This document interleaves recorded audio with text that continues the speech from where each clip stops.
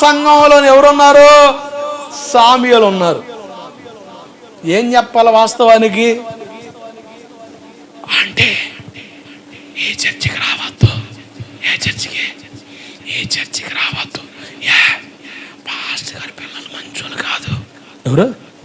Pastor గారి పిల్లలు మంచోళ్ళు కాదు, ఈ చర్చికి రాకండి, వెళ్ళిపోండి, వేరే చర్చికి వెళ్ళిపోండి అన్నాడా? భలే ఆశ్చర్యం అండి. అంతటి దరిద్ర పరిస్థితులు జరుగుతున్నప్పుడు కూడా యోగ్యంగా సామ్యూయేలు పాస్టర్ గారు నిలబడ్డాడు కనుక ఆ వ్యక్తిని దేశానికి ప్రవక్తగా మార్చాడు. దేవుడికి స్తోత్రం కలుగునుగాక. నీ ద్వారా సంఘానికి మేలే జరగాలి, కీడు జరగకూడదు. ఒకవేళ మేలు జరగకపోయిన పర్వాలే, కీడు మాత్రం తలపెట్టొద్దు.